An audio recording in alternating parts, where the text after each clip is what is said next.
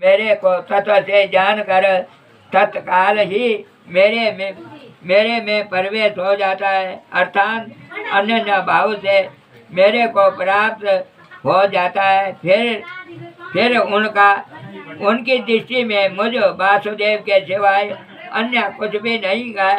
मेरे परायण हुआ निष्काम कर्म योग तो संपूर्ण कर्मों को सदा करता हुआ भी मेरी कृपा से सनातन अविनाशी परम पद को प्राप्त होता है। इसलिए यह अर्जुन तो सब कर्मों को मन से मेरे में अर्पण कर और मेरे परायण हुआ और समत्व बुद्धि रूप निष्काम कर्म योग का अवलंबन करके निरंतर मेरे में चित्त वाला हो।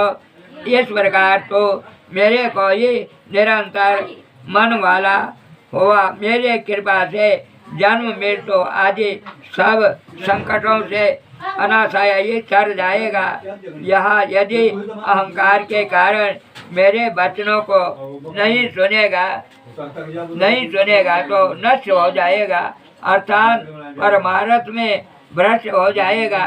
जो तो अहंकार के अवलंबन करके ऐसा मानता है कि मैं युद्ध नहीं करूँगा, यह तेरा निश्चय मिथ्या है, क्योंकि क्षत्रियपन का स्वभाव तेरे को जबरदस्ती युद्ध में लगाएगा। यह अर्जुन, जिस कर्मों को तो मोह से नहीं करना चाहता है, उनको भी तो अपने पूर्वकृत स्वाभाविक कर्मों में बंधा हुआ परवश होकर करेगा, क्योंकि यह अर्जुन शरीर रूप यंत्र में आरूढ़ हुआ संपूर्ण प्राणियों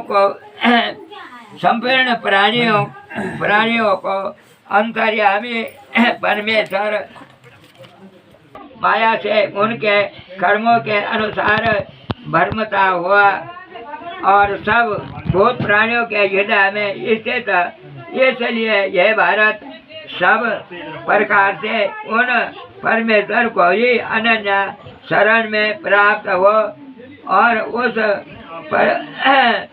परमात्मा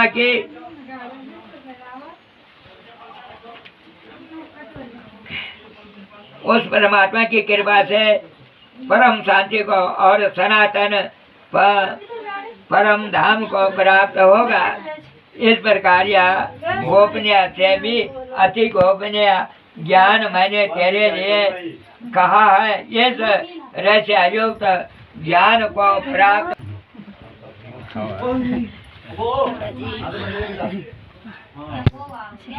कटोरी थे में बिहार रखी कखी नहीं बनी आए तो भाई साहब कोई उत्तर नहीं मिल